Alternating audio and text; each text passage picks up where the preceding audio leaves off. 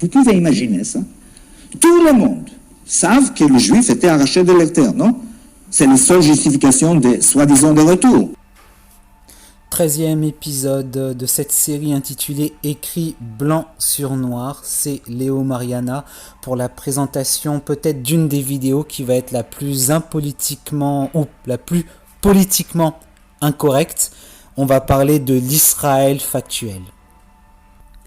Cet homme que vous avez entendu en introduction, c'est Shlomo Sand. C'est un juif israélien, historien, donc c'est son métier. Et il a donc enquêté, disons, il a cherché, il a fait l'historiographie, comme on dit, d'Israël. Et il a écrit un livre qui s'appelle « Comment le peuple juif fut inventé ». Et c'est un livre évidemment qui a fait polémique. Et dans cette vidéo, on va parler de l'Israël moderne factuel. Et pour en parler, ce n'est pas trop moi qui vais en parler. Je vais laisser la parole à Luc Ferry, qui est l'ancien ministre de l'Éducation nationale. Un livre qui est en même temps absolument passionnant. Ce que dit Shlomo Sand, c'est que cette histoire qui a servi la création d'Israël est complètement mythique. Et notamment, ce qu'il explique, c'est qu'il n'y a jamais eu de diaspora. Qu'est-ce qui s'est passé? Alors du coup, on dit, et comment expliquer les communautés juives partout dans le monde? Comment, si c'est pas de la diaspora? Eh bien, ce qu'il explique, c'est qu'en vérité, ces communautés juives un peu partout dans le monde sont le résultat de grands moments de conversion. Et juste un dernier point, le royaume des Khazars, le royaume qui était à peu près localisé en Crimée, qui va exister entre le 8e, au 8e, 10e siècle après Jésus-Christ évidemment, ce royaume qui a battu monnaie avec, en hébreu, avec des inscriptions en hébreu, eh bien, si on prend la thèse de Shlomo Sand, il y a d'autres historiens qui ont défendu dire la même thèse avant lui, ça veut dire que, en gros, pour aller vite, les Ashkénazes sont essentiellement des descendants des Khazars et que Hitler n'aurait jamais tué aucun juif de Judée, mais il aurait tué uniquement des descendants des Khazars. Vous voyez pourquoi cette thèse, évidemment, embête à la fois un certain nombre de sionistes, mais aussi un certain nombre d'antisémites. Pas de peuple juif, pas d'exil, pas de diaspora. Alors premièrement, il prétend pas avoir inventé tout ça. Non. C'est pas un livre d'histoire, c'est un livre de ce qu'on appelle l'historiographie. Il fait l'histoire de l'histoire. Et il prend la série des grands historiens du peuple juif en montrant comment ils ont contribué à former une légende. Il est le résultat d'une volonté commune d'exister. Luc, il rappelle Shlomo Sand que la notion de peuple juif contraint à l'exil figure dans la déclaration d'indépendance de l'État d'Israël en 1948. Oui, voilà, et c'est évidemment là que son livre fait polémique et dérange beaucoup de gens. Voilà, il a peut-être raison, Shlomo Sand, mais c'est pas le moment de le dire. Voilà, il a peut-être raison, Shlomo Sand, mais c'est pas le moment de le dire. Il faut pas dire la vérité parce que dans le contexte actuel, au fond, ça dessert l'État d'Israël. Il faut pas dire la vérité parce que dans le contexte actuel, au fond, ça dessert l'État d'Israël. Intéressons-nous pour l'instant la vérité historique. Par exemple, l'affaire des Khazars, elle est bien connue. Kessler avait écrit un livre célèbre, La 13e tribu. Marek Alter avait publié un très beau livre sur les Khazars, et dans lesquels il disait au fond la même chose que Shlomo Sand, à savoir que l'immense majorité des Ashkénazes sont probablement des descendants des Khazars. À savoir que l'immense majorité des Ashkénazes sont probablement des descendants des Khazars. À savoir que l'immense majorité des Ashkénazes sont probablement des descendants des Khazars, qui est un peuple converti. Pourquoi ils sont convertis? C'est très intéressant.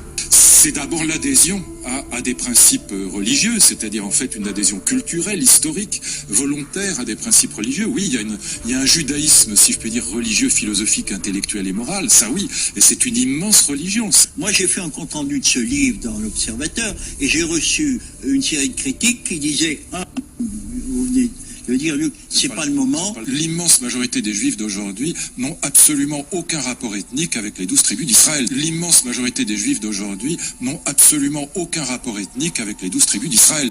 Donc maintenant, on va laisser Shlomo Sand lui-même s'exprimer sur son propre livre, selon ce que lui-même a écrit et vécu lors de cette aventure. Il s'appelle « Comment fut inventé le peuple juif ». Et pourquoi j'ai écrit ce livre? En Israël, il n'y a pas un département d'histoire. Vous pouvez imaginer? Il n'y a pas de département d'histoire. il y a un département d'histoire juif complètement séparé. Il y a un département d'histoire du Proche-Orient complètement séparé. Et il y a un département d'histoire générale complètement séparé que j'appartiens. C'est-à-dire, je suis généraliste. Je n'ai pas le droit de parler, d'écrire sur l'histoire des Juifs. Nous savons plus ou moins qu'il y a eu un peuple dans l'Antiquité qui était arraché de son terre, non? Il y a 2000 ans, il était arraché, exilé, commençait à errer dans le monde, est arrivé à Moscou, a fait un demi-tour et retourné. Plus ou moins, c'est le cadre de la pensée de notre mémoire collective. Donc, j'ai lu un petit article sur l'exil, que peut-être l'exil n'a pas eu lieu. Bon, je suis allé à la bibliothèque de Tel Aviv. Il y a des milliers de livres sur l'histoire juive, des milliers, hein. Et j'entre à la bibliothèque pour chercher des livres de recherche, des travaux de recherche sur l'exil des Juifs, sur l'expulsion des Juifs de la terre de Judée, Palestine aujourd'hui, d'accord, ou Israël aujourd'hui. Je me souviens, chercher, ne pas trouver aucun livre sur l'expulsion des Juifs en début de notre ère. Aucun livre sur l'expulsion des Juifs en début de notre ère. Vous pouvez imaginer ça. Tout le monde savent que les Juifs étaient arrachés de leur terre, non? C'est la seule justification de soi-disant de retour. Un livre de recherche sur l'exil. Vous pouvez imaginer quel choc, moi, Israélien d'origine juive. Le monde entier sait que les Juifs étaient un jour arrachés de leur terre. Tous les spécialistes savent que ce n'est pas vrai. Tous les spécialistes savent que ce n'est pas vrai. On savait qu'il n'y avait pas un exil. On savait qu'il n'y avait pas un exil. On savait qu'il n'y avait pas un exil. Je vous assure. Rien de nouveau chez Shlomo Sand. De où viennent tellement de Juifs du monde? Donc voilà, ensuite il y a mes commentaires à moi personnels, Léo Mariana. Je me demande et je vous demande à vous tous, ceux qui se disent chrétiens, et particulièrement les évangéliques, parce que nous les évangéliques, bien que je me considère plus comme faisant partie de ce nom, on a l'impression qu'on a tout compris, qu'on sait mieux les choses que tout le monde, que les catholiques, que les protestants, que les musulmans, etc. Et effectivement, on sait bien des choses bien mieux que beaucoup de tous ceux que j'ai cités et que j'ai pas cités, mais quand est-ce qu'on va se réveiller? Quand est-ce qu'on va arrêter d'être envoûté, ensorcelé, hypnotisé au sujet d'Israël et qu'on va enfin vouloir accepter l'Israël factuel, en tout cas les faits, ce qui est avéré vrai, que l'Israël actuel n'est pas l'Israël antique. Les Israéliens ne sont pas les Israélites bibliques. C'est factuel. Donc, je te demande à toi, l'évangéliste, toi, le prophète, toi, l'évangélique, le chrétien, celui qui se dit chrétien, baptisé d'eau et du Saint-Esprit, qui tremble quand il y a l'onction du Saint-Esprit. Parfois, il y a des guérisons, parfois non. Parfois, on prophétise ou pas, etc. Bref, toi, est-ce que tu as l'amour de la vérité? Parce que si tu as l'amour de la vérité, tu ne peux pas balayer cette vidéo, cet épisode, et puis toute cette étude, les 12 vidéos qui ont précédé, vous ne pouvez pas les balayer comme ça d'un coup, les retirer, les effacer d'un revers de la main comme ça tranquillement et manger tranquillement.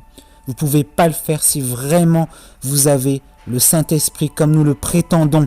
Si nous marchons par l'Esprit de la vérité, nous qui marchons par l'Esprit, ce que nous prétendons, si on a vraiment l'amour de la vérité, vous devez étudier ces choses-là, vous devez les étudier, vous devez étudier les faits et les actes qui ont été prouvés.